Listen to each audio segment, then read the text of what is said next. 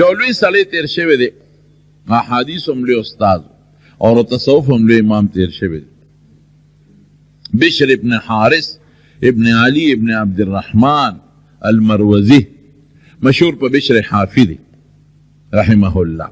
لوی سړی تیر شوی دی، د پلار نوم حارث دی یا ثابت، او د نیکه نوم علی دی، او د نیکه د پلار نوم عبدالرحمن دی. او مروه یو علاقه د هغې ته نسبت کېږي، مروزي ورته وایي. په 150 هجره کې دی تیر شوی دی، 150 هجري، د مامون الرشید بادشاه زمانه وه. په لومبۍ زمانه کې به د شراب څکل تاریخ لیکي، او د شرابو شرابخانې ته به کلب چې ورته وایي د شرابو دا ځای نه اوس هم ځای په ځای د شرابو او د کبابو د ګناه ځای نه الله دې مسلمان وساتي. داسې به پټ د ګناه ځای نه، نو دې به ته دغسې شرابخانې ته شراب به یې څکل. او شراب چې بنده اوس کړي نو بیا خو د ډېر ګناهونه کېږي که ځکه خو شریعت شراب حرام کړی دی. نو شراب به یې څکل، ګناهونه به ته کېدل.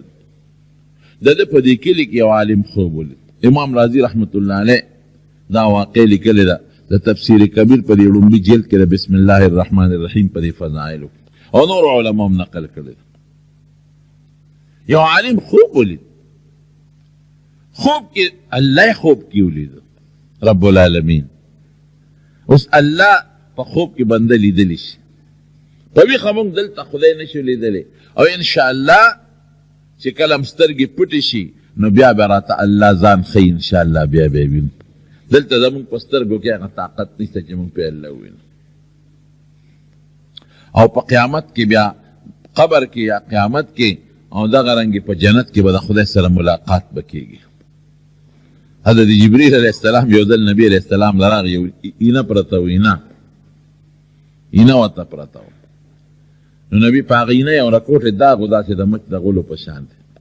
نو جبریل علیه السلام دې تپوس کوي، هغه اینه ورته جبریل علیه السلام رښتیا وښوونه، وی دا وګوره چې ویې کته، وی دا پوټینې داغ، وی دا څه شی، وی په دې اینه یو داغ دی، نو وی دې ته مزید وی ولدینا مزید. وی مزید څه شی دی؟ وی دا الله یو ځای پیدا کړی دی په جنت کې، څنګه چې په دې اینه کې دا رکوټې داغ تا ته پوټینې ښکاري، دقه رنګې دا ځای د جنت په مقابله کې ډېر پوټینې دی. یو پوټې داغ په اینه چې وي خو ډېر پوټې ښکاري که نو دغه ځای ډېر زیات پوټې دی د ټول جنت په مقابله کې. جنت دونه غټ دی او دا داغ چې څونه دی داغه مزید دی. نو چې دا مزید الله کله پیدا کړ نو ما ته وی زه چکر پکې ولګوه ګرځه او د دې دا اخر ته په دې ځان ورسوه. نو جبریل علیه السلام دومره تیز دی چې د اووم اسمان نه د ځمکې ته یو سکنډ نه هم ذره رسېږي، دومره تیز دی. وی زه پکې لګیا شه. نو الله ما ته وی چې د دې اخر ته ورسه. نو وی زر کاله مې چکر ولګو نو هغه طرف مې معلوم نه کړی شو. نو بیا وی چې په دې بل طرف یې لاړ شه. نو چې بل طرف ته تلم نو زر کاله مې مزل وکړو، نو بیا مې هغه طرف مې پیدا نه کړ. اخر وی اوس په دې بل طرف چکر ولګوه. نو په بل طرف مې چکر شروع کړ نو وګرځېدم زر کاله، خو هغه طرف هم ته مو نه رسېدم. وی اوس دې څلورم طرف ته روان شه. هغه مې روان که زر کاله پکې وګرځېدم خو هغه طرف مې پیدا نه کړ. اخر ته ونه رسېدم په 4,000 کالو کې. دومره غټ ځای دی او دا د جنت په مقابله کې داسې دی لکه په شیشه کې چې تا ته دا داغ ښکاري. نو جنت به څومره وي دې کې به وی دې کې به الله په جنت کې د خپلو نیکانو بندگانو سره ملاقات کوي. نو چې الله پکې ملاقات کوي خو څه خاص ځای به که نه، خاص د خوشحالو ځای به. نو جنت کې به م انشاءالله خدای سره ملاقات کېږي. الله یې زموږ نصیب کړي. بهر کیف خوب کې سړی په دنیا کې خدای لیدلی شي. دغه نیک سړی الله په خوب کې ولید. الله ورته وایي فلان کې ورشه په دغه بشر ابن حارث ابن علی ابن عبدالرحمن حافی مروزی زما سلام ووایه. د چې راپاڅېده د خوب نه او سوچ کوي هلکه بشر زمونږ په دې کلي علاقه کې څوک دی. یو بل نیم تپوسونه وکړل، وی دغه یو کس دی چې هغه شراب څکي او داسې بد عمله سړی دی. نوړې اونکړې شو چې دې سړي ته د خدای سلام ووایم. نو 2 رکعته نفل یې وکړل او سبا شپې له بیا وده شو. نو بیا الله په خوب کې ولید. بیا ورته الله وایي تا ته ما بېګا سوال جواب نو پرېښی، په بشر زما سلام ووایه. دې چې بیا راویښ شو نو بیا تپوسونه یې نورم خلکو نه وکړل، ولې که څوک نیغ بشر وي؟ خلکو ورته وایي چې یاره نور خو څوک نشته، دغه یو سړی دی. نو ده بیا 2 رکعته نفل وکړل او بیا په سوچ کې پرېوت چې د الله د مبارک ذات سلام دې بدعمله سړي ته رسول دا خو مناسبت نه لري، داسې نشم کولی. کیدای شي بل څوک وي، که بیا مې الله ولید نو تپوس پته کوم چې الله دغه یادی که بل څوک یادی. نو په 3 شپې بیا الله په خوب کې ولید. نو بیا ورته وایي وی تا زما سوال جواب ونه رسو، وی خدای ته خو ډېر مبارک ذات دی او دغه سړی خو ډېر بدعمله دی او بل کوشش کوم بل بشر شته دی نه، نو ستا غوندې مبارک ذات سلام دی بدعمله ته څنګه ورسوم؟ الله وی همدغه بدعمله ته ورسوه، دقه راته یادو، بل څوک نشته، همده ته ووایه. دی راویښ شو، عالم دی چې لاړ کور کې دروازه وواله چې اوس خو د الله حکم دی اډر دی، بس نور کشل کاره به پرېږدم دا به سر ته رسوم. دروازې وواله کور کې، زنانه آواز ورکړه څوک یې؟ د فلانکي د کلي عالم خلک پېژني، بشر ابن حارث. څه شو؟ وی هغه خو تللی دی شرابخانې ته. نو ده وی چې انتظار نه کوم، د الله اډر دی، نو هلته ورپسې لاړ. نو چې هلته لاړ نو د شرابخانې په دروازه کې څوکیدار ولاړ و. وی بشر ته آواز کا، وی صاحب شراب اسکلی دی او بېهوشه پروت دی.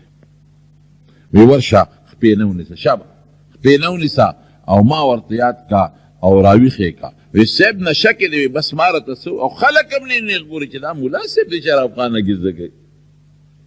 شابه زر کوه. نو د علماو خلک قدر کوي، یار څنګه چې وي عزت یې کوي. هغه منډه کړې او بشر یې د خپې نه لقوه خو بېهوشه پروت و، ورته غوږ کې وایي زه ستاسو د کلي پلانکي مولوي صاحب راغلی دی او بار ولاړ دی. بس هغه نه نشه او تښتېده. دی وی پړه کې مې سوچ کو چې دا جوړ اسرائیل علیه السلام د دې عالم په شکل راغی. دا سوچ عالم ما سره څه کوي او عالم په شرابخانه کې څه کوي؟ دا جوړ اسرائیل علیه السلام راغلی دی، خدای پکې خیر واچي. رامنډې کړې چې رامنډې کړې مولانا صاحب ته ورته غاړه وته. بدعمله خلک د دې مولیانو زیات لحاظ ساتي، ټول یې خیال ساتي، خو دا بعضې بدعمله هر څه چې کوي خو ملا ته په دواړه لاسه سلام کوي. چې راغې ورته غاړه وته، جی سلام علیکم، تاسو څنګه راغلی؟ وی د ټولو نه مخکې درته یو ډېر بهترین خوشخبري اورم، بهترینه خوشخبري. خو بیا به ماته یو الوی وی صاحب وایي څه خوشخبري ده؟ وی ښه 3 شپې مې پروردګار په خوب کې ولید او 3 واړه شپې په تا سلام ویلی دی. 3 شپې. اوس راته ده ودا خوشخبري شوه، ځکه الله خو په هر چا سلام نه وایي. اوس دا راته ووایه چې ته څه عمل کې څه دې کړي؟ ظاهر کې خو ستا څه عمل زه نینم، څه عمل دې کړی دی چې د هغې عمل په برکت رب العالمین په تا سلام وایي. بس په جړا شو، خبره پاتې شو، په جړا سر شو. یا خدایا زه څه کوم او الله ته را سره څه کوې؟ قسم دې ګورې بعضې وخت کې مونږ هم په دې زړه کې وایو چې خدایا مونږ څه کوو، دا خدای مونږ سره څه کوي؟ مونږ یې شوه روز 40 ګنټې خفه کوو، مونږ نه خفه کوي. مونږ له بچي را کوي، مونږ له ډوډۍ را کوي، ګناهګار نه م ورکوي او مالدار نه م ورکوي. مونږ له عزت را کوي، مونږ له کور را کوي، مونږ له زمونږ د خوښې روزي را کوي. د خوښې روزي چرګ دې خوښ دی نو چرګ هم در کوي، او وریجې دې خوښې دي روجي هم دله در کوي، او زامن دې خوښ دي زامن هم در کوي، او لوڼه دې خوښې دي لوڼې هم در کوي، او بیت الله دې خوښ دی هلته دې بوځي، او مکه دې خوښه ده هم دله در کوي، او ښکلی شکل هم دله در کوي. اوس مې ووې ما وې مې خدای پاک مخلوق ته ګوره چینجي په سوټو کې ګرځي، په سوټو کې هم د خدای مخلوق دی. او دا بعضې چرګو ته وګوره په ډیران غول خوري. نن خدای دغه نشو پیدا کولی، دغه هم د خدای مخلوق دی که نه. بعضې مخلوق په لختو کې چینجي لګیا دي، رزق یې څه شی دی؟ الله اکبر. د چرګو رزق څه شی دی؟ چرګان ته پرېږده په دې ډیرانونو نو سوټې خوري سوټې او غول خوري، د انسان ګندګي خوري. نو که د مونږ نه دغه جوړ کړی وي نو مونږ د خدای څه کولی شو؟ هېڅ هم نه. مونږ له څونه ښکلي شکلونه راکړه، چینجي جوړ نه کړو، ماران یې رانه جوړ نه کړل، مږې رانه جوړې نه کړلې، پتنګان یې رانه جوړ نه کړل، انسانان. او په انسانانو کې بیا مسلمانان، او څومره ښکلی شکل یې راکړه. لقد خلقنا الانسان فی احسن تقویم. د انسان نه ښکلی شکل په مخ د ځمکه او په اسمانونو کې د بل چا نشته.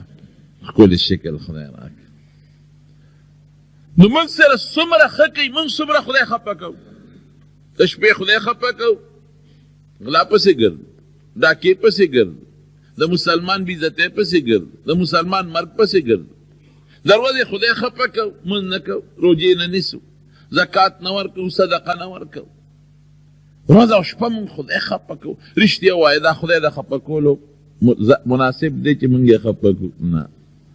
او بیا هم هغه ذات مونږ لار څه راکوي چې ته لږ غوندې یو جړق راله راکړي چې کله لږ هم د هغې کې هم د الله حکمت وي. لکه یو بچی دی یا یو شاګرد دی، هغه روانې کې نو ستا څه څپېړه وباسي یا پلار ته څپېړه وباسي، داسې یو جړق راکړي، کله زلزلې راکړي، کله را باندې مقدمه، کله بیماري، کله بل تکلیف، کله بل کله بل کله بل، یو څپېړه راکړي چې سم شه ګورې، سم شه سم شه سم شه سم شه. مینه شته ګورې مونږ سره، ښه د الله را سره ډېره مینه ده.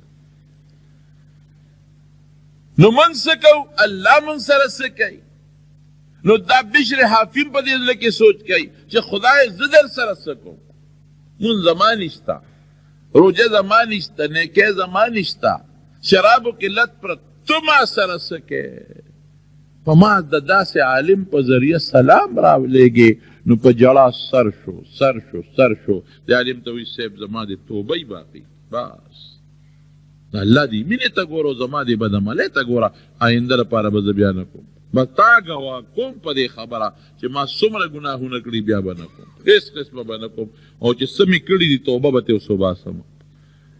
او بس را روان شو. پټکې په سر وم، صاحب لږ صبر وکړه. نو پخوا به دې خلکو زمونږ په دې وطن کې هم د مشرانو پټکي تړل، په دې علاقه کې رواجي د پټکي. عالم ورته وایي د مټې کلک ونیو، وایي اله به د سره دې ځای نه قدم علم چې ال راته ووایې څه نیکي خو به دې کړي، هسې خو الله په تا سلام نه اچوي. څه به یې ګورې خامخا به سي راته وایه. وی څه نشته، وی نه څه به وی یو نیکي شته. وی په لاره یو ځل روان وم، یو کاغذ پروت و چې ما وکتل د الله نوم پې لیکلی شوی و، بسم الله الرحمن الرحیم.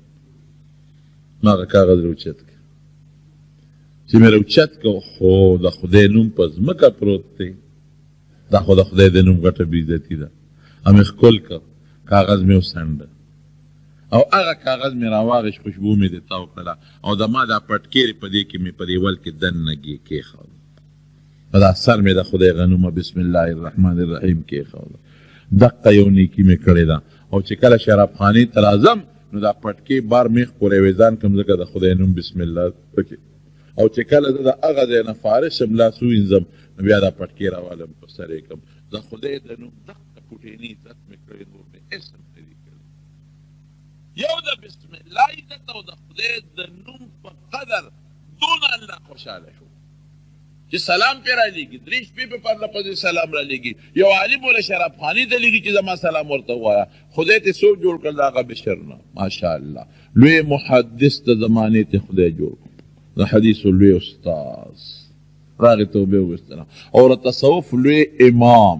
څومره چې څلور سلسلې د تصوف دي، قادریه مبارکه، چشتیه مبارکه او سهروردیه مبارکه او څه شی دی دا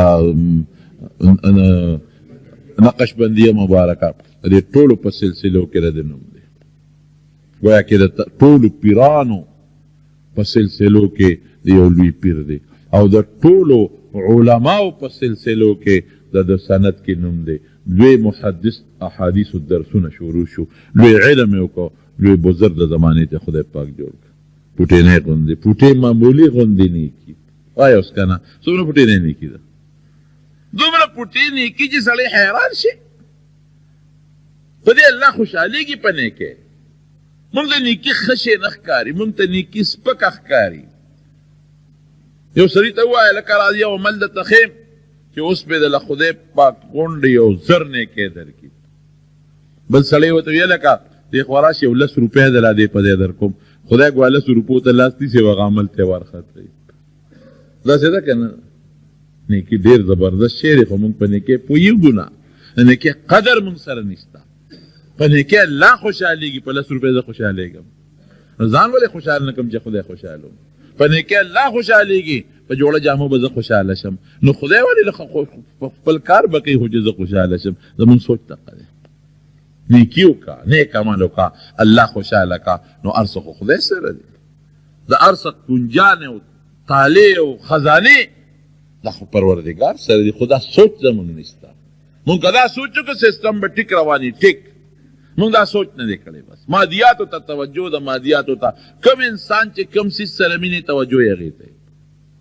دکان سره د مینه نه ټوله توجه بلې دکاندارۍ کې، زمیندارۍ سره د مینه ټوله توجه بلې زمیندارۍ سره وي، نوکرۍ سره د مینه ټوله توجه بلې تنخوا سره وي. سوچونه به همدغه کوي، خوب کې همدغه سوچونه یې نه وي. او که الله سره د مینې نو توجه بلې د خدای قرآن د پیغمبر کلام سره به وي. دا خو فطریه خبره ده، دا خو د انسان فطرت دی، دا خو د دلیل خبره وروستو ده، خو دا د انسان فطرت دی. زمارونو نیکۍ سره توجه به پیدا کوو، نیکي به کوو، کوشش به دا کوو په چې نیکۍ الله خوشحاله شي. او دغه برکات دي چې تا ته ما 2 برکتونه وښول، هغه برکت مې درته وښود، دا مې درته وښود. بني اسرائیل کې یو ښځه وه، بني اسرائیلو کې په لاره تېرېده. مونږ خلک د دې خدای د نوم ګورې قدر نه کوو. ښه د خدای د نوم په لاره اخبارونه پراتی خو یې غورځو، رسالې پرتې وې خو یې غورځو. نه د خدای د نوم به قدر کې